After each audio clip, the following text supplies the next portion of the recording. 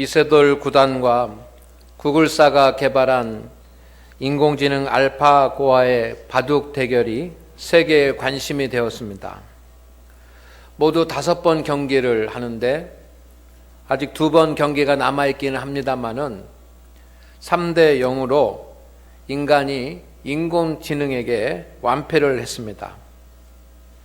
이 경기를 보면서 사람들은 이제 인공지능 프로그램이 출현한 것에 대해서 알게 됐습니다. 아직은 초급 단계라고 하지만 그 성능은 우리가 상상할 수 없을 만큼 뛰어난 것입니다.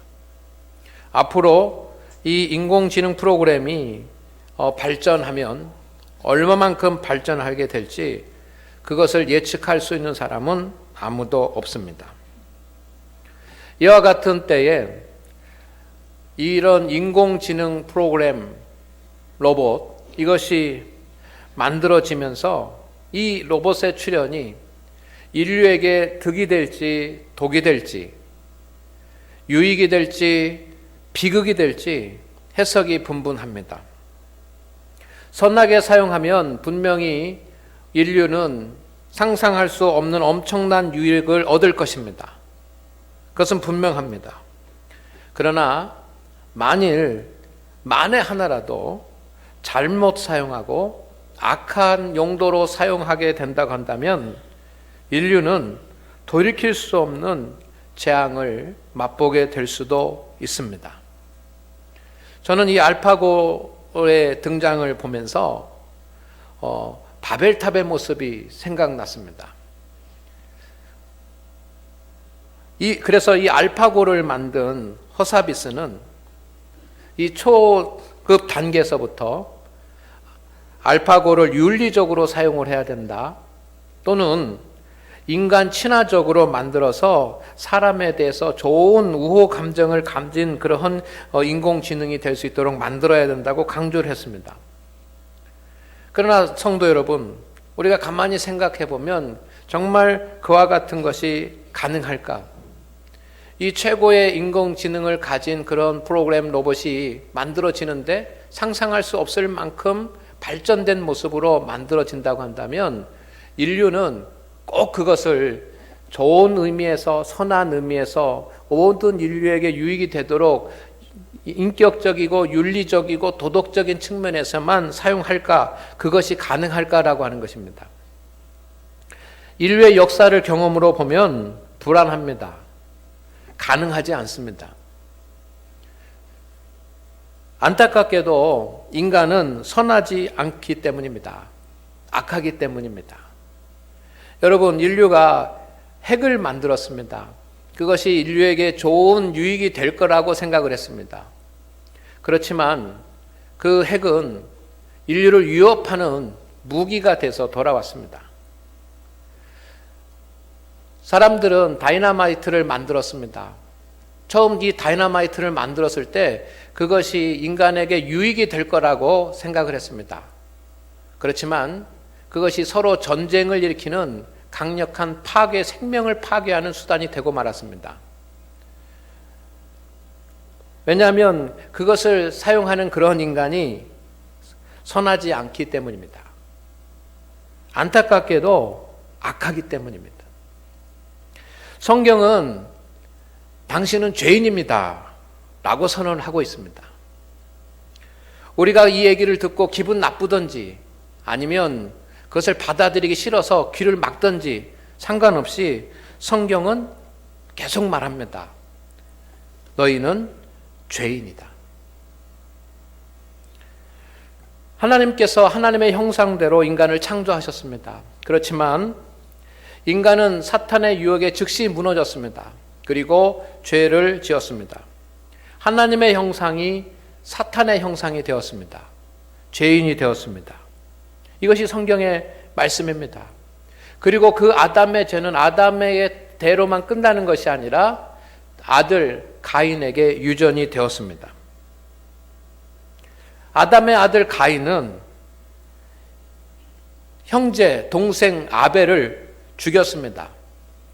어떻게 죽였습니까? 돌로 쳐서 죽였습니다. 형제를 무참하게 살해를 했습니다. 인간은 선하지 않습니다. 죄인이기 때문입니다. 가인은 동생을 죽이고도 전혀 양심의 가책조차 느끼지 않았습니다. 이번 주 우리 국민을 놀라게 한 또 다른 사건이 있었습니다. 7살 원영이의 죽음입니다. 아버지와 새엄마는 7살 어린 아이를 수년 동안 감금하고 폭행을 했습니다. 추운 겨울에 굶겼습니다. 그리고 찬물을 몸에 뿌리고 목욕탕에 가두었습니다.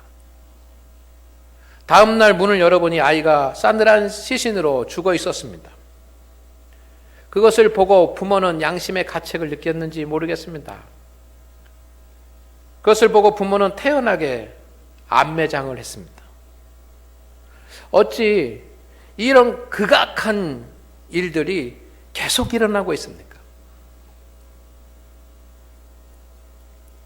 이전에는 없던 그런 일들이 요즘 너무나도 많이 일어나고 있습니다.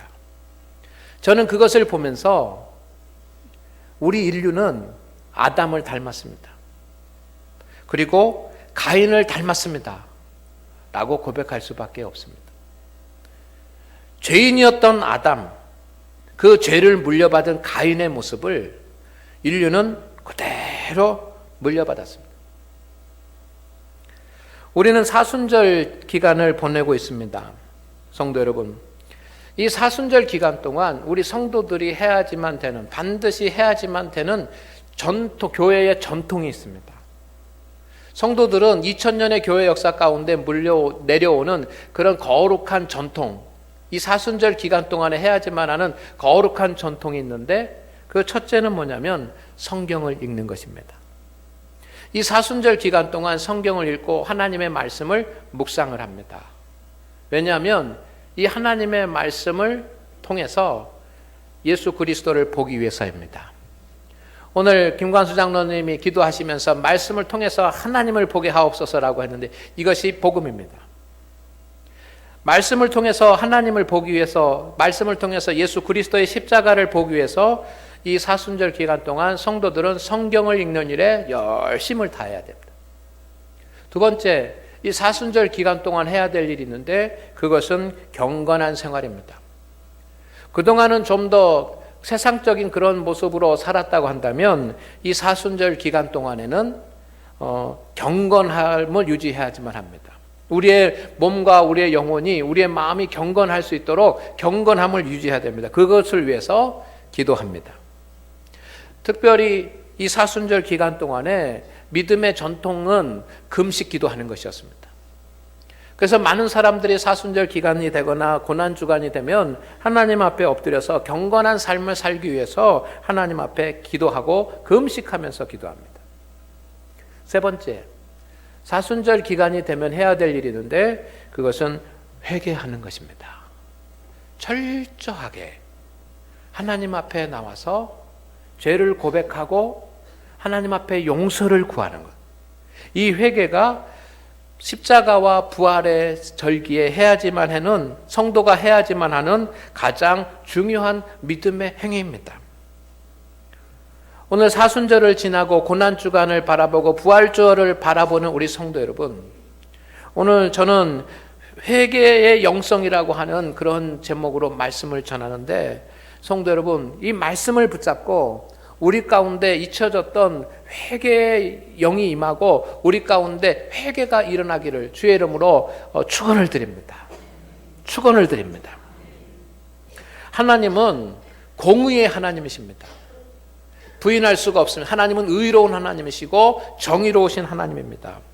공의로우신 재판장과 같은 하나님이시기 때문에 그 하나님은 우리의 죄를 참지 못하십니다. 죄에 대해서 분노하십니다. 죄에 대해서 진노하십니다.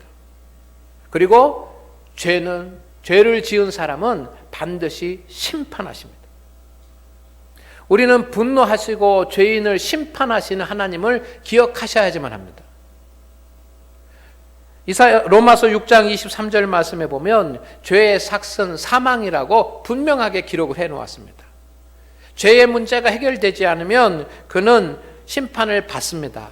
그리고 심판을 받고 사망의 자리에 서게 됩니다. 영원토록 불멸하는 영적인 죽음을 지옥에서 지옥불에 있어야지만 합니다. 이것이 성경의 진리입니다. 하나님은 공의로우신 분이시기 때문에 죄인을 심판하십니다. 그렇다고 한다면 우리 모두는 다 죄의 문제를 해결할 수 있는 능력을 갖고 있지 않기 때문에 우리는 사망의 삶을, 지옥에 들어가는 그런 삶을 살 수밖에 없습니다. 그러나 하나님은 공의의 하나님이시면서 동시에 사랑의 하나님이십니다. 사랑의 하나님은 하나님의 백성들이 죽어가는 것을 참지 못하십니다. 그래서 십자가의 대속의 사건을 준비하셨습니다. 예수 그리스도를 보내주셨습니다. 십자가는 하나님의 구원의 장치입니다. 주님은 예수 그리스도의 십자가를 통해서 우리를 용서하십니다. 믿습니까? 자, 그런데 이 공의로우신 주님이 십자가의 사건을 통해서 모든 사람들을 용서하시는데 누구를 용서하십니까? 모든 사람을 용서하시지만 누구를 용서하십니까? 하나님 앞에 나와서 회개하는 자를 용서하시는 것입니다. 오늘 본문 말씀에 보면 세례 요한은 예수님의 길을 준비하고 예수님의 사역을 시작을 합니다. 자, 예수님께서 오셔서 하나님의 사역을 잘 감당할 수 있도록 그 준비를 한 사람이 바로 세례 요한입니다. 그런데 세례 요한이 이 예수님 맞이할 그때는 한 가지 설교만 했습니다. 그 설교는 뭐냐면 회개하라, 천국이 가까웠느니라. 다 같이 해보겠습니다. 회개하라, 천국이 가까웠느니라.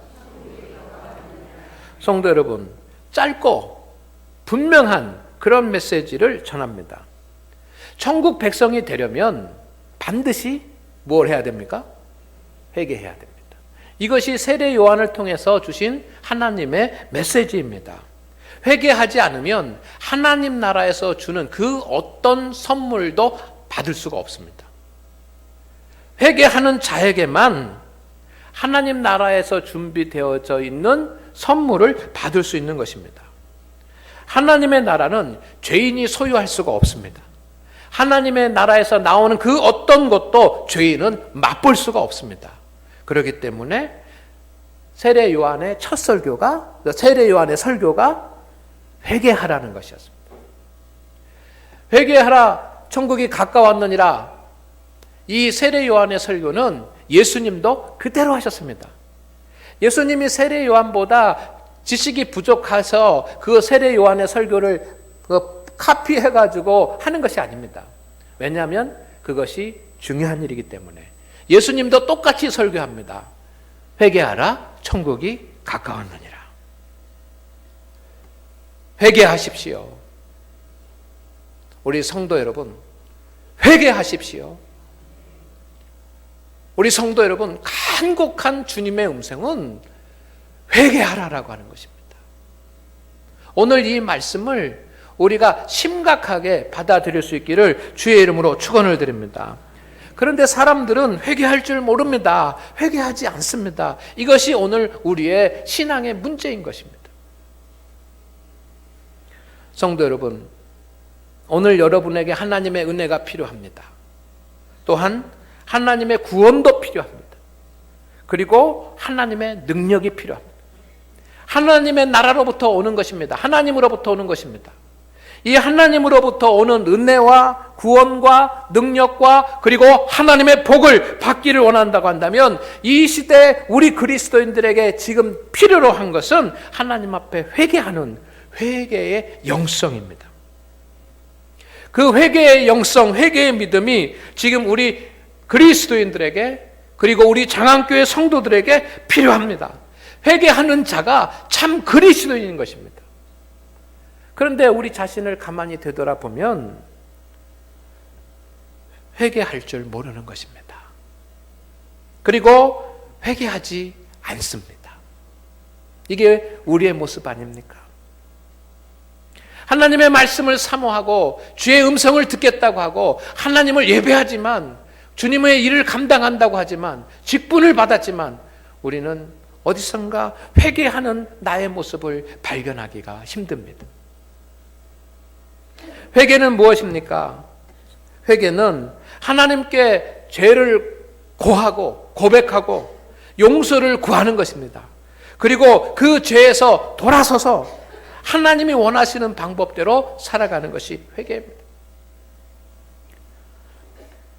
사순절을 보내고 십자가에 달리신 예수 그리스도를 바라보면서 오늘은 회개에 대해서, 회개가 무엇인지에 대해서, 어떻게 하면 회개할 수 있는지에 대해서 여러분에게 몇 가지 말씀을 드리려고 합니다. 첫째, 성도 여러분, 회개는 나의 죄가 무엇인지 깨닫는 것부터 시작됩니다. 믿습니까? 따라하겠습니다. 회개는 나의 죄가 무엇인지 깨닫는 것부터 시작됩니다. 성도 여러분, 하나님은 누구나 회개하면 그 죄를 묻지 않으십니다. 공의로우신 재판장과 같아서 우리의 모든 것을 다 감찰하시는 분이시지만, 하나님은 내가 주님 앞에 나와서 회개하면 그 죄가 어떤 것이든지 간에 그 죄를 묻지 않으시고 용서하십니다. 이사야서 1장 18절에 보면 너희 죄가 주홍 같을지라도 눈과 같이 희어질 것이요 진홍같이 붉을지라도 양털같이 희게 되리라. 주님은 우리의 죄를, 회개하는 자의 죄를 묻지 아니하십니다. 그런데 그럼에도 불구하고 회개는 간단하지 않습니다. 쉽지 않습니다. 왜냐하면 회개는 나의 죄에 대해서 분명히 알아야 할 수 있기 때문입니다. 내가 나의 죄에 대해서 알지 못하는데 어떻게 회개를 할 수 있겠습니까? 아무리 회개하라 회개하라 세례 요한이 외치고 예수님께서 회개하라고 그렇게 설교하셔도 사람들은 듣고 회개하지 않았습니다. 왜냐하면 나의 죄가 무엇인지 깨닫지 못했기 때문입니다.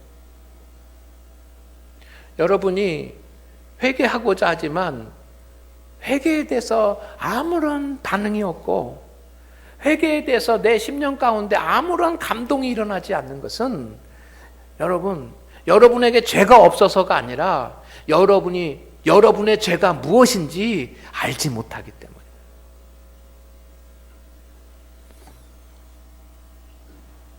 죄가 무엇인지 알지 못하면 회개가 되지 않습니다. 입술의 회개도 되지 않습니다. 중언부언하는 회개도 되지 않습니다. 사람들이 하나님 앞에 나와서 회개하지 못하고 하나님 앞에 용서를 구하지 못하는 것은 먼저 자신이 죄를 지었다라고 하는 사실을 알지 못하기 때문입니다. 여러분, 우리는 우리의 죄를 어떻게 알 수 있습니까?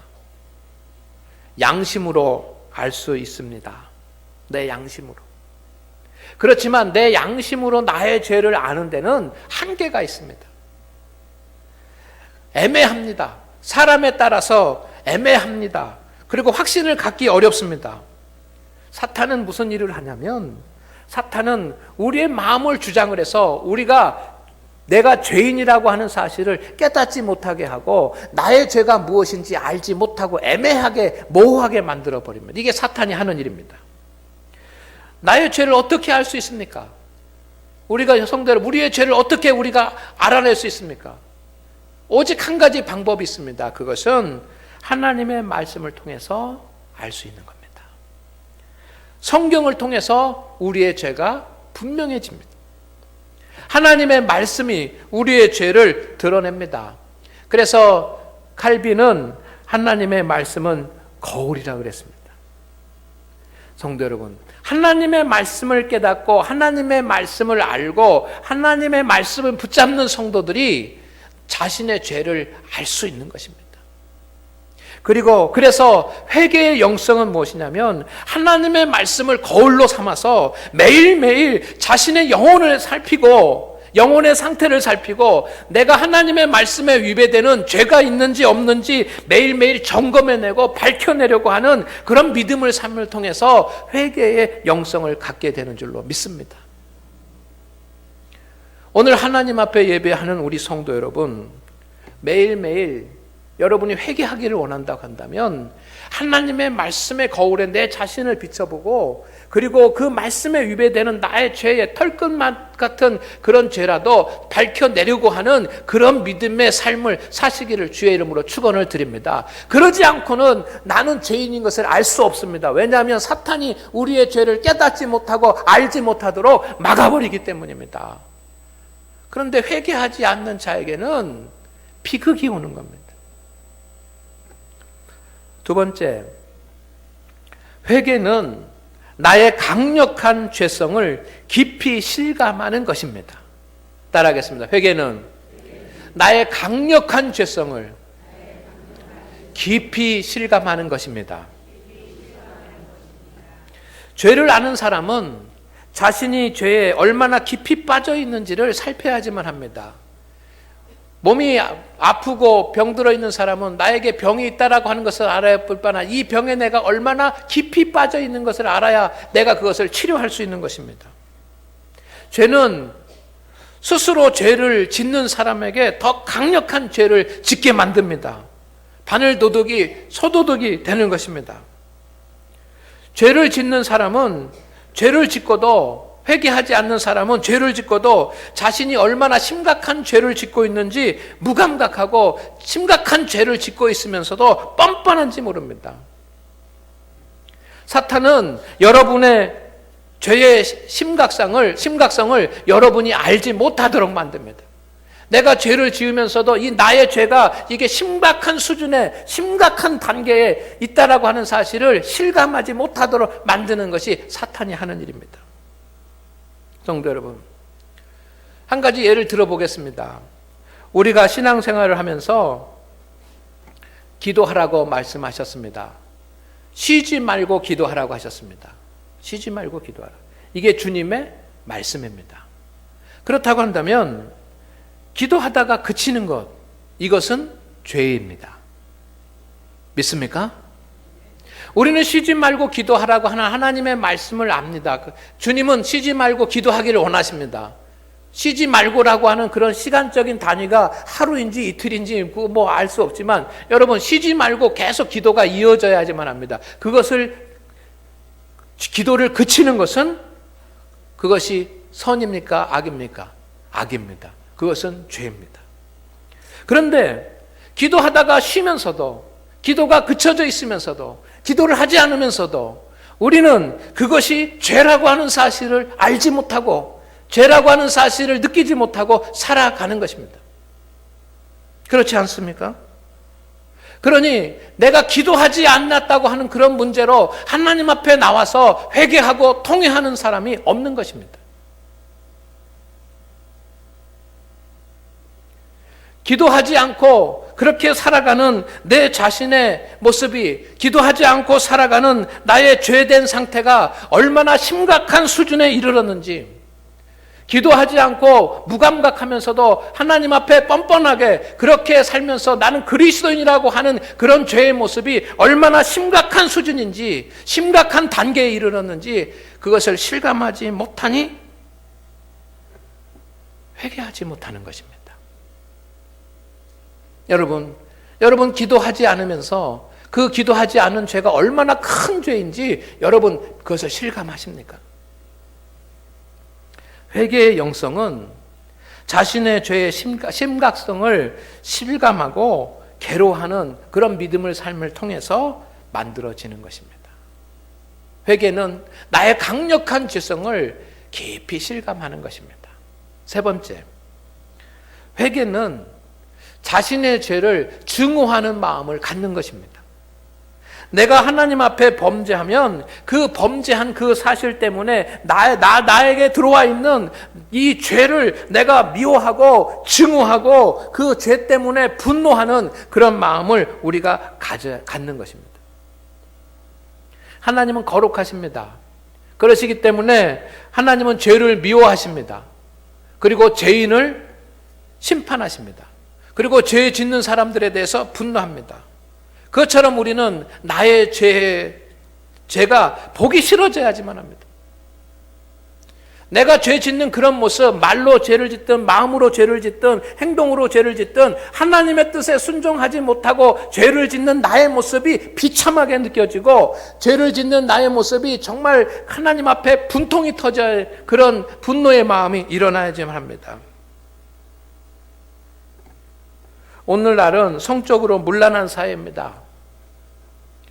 여러분, 우리 학생들, 중고등학생들, 초등학생들부터 시작해서 중고등학생들 가운데도 여러분 성적으로 대책 없이 문란한 삶을 사는 아이들이 너무 많습니다. 이 나라에.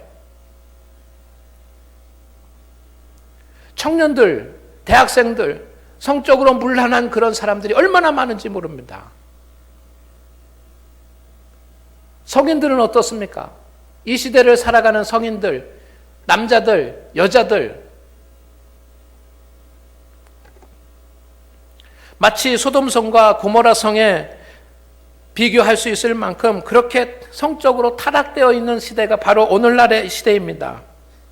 그런데 성적인 쾌락을 지키면서 즐기면서 성적 타락을 하고 있는 그 사람들이 어떻게 자신의 죄를, 자신들의 삶을 청산할 수 있겠습니까? 나 오늘부터 그렇게 살아야 되지 않겠다라고 하는 의지나 어떤 그 가족에 대한 그런 양심으로 되어지기가 어렵습니다. 그것이 죄라고 하는 사실을 깨달아야지만 합니다. 그것이 죄라고 하는 사실을 깨닫지 못하는 한 돌이킬 수 없는 것입니다. 그리고 자신이 얼마나 심각한 죄에 빠져 있는지 그것을 실감해야지만 합니다. 그리고 자신이 저지르고 있는 그 죄가 증오스럽고 미워져야만 합니다. 그래야 거기에서 돌이켜 나올 수가 있습니다. 자신의 죄를 미워하고 증오하는 것, 이것이 회개입니다.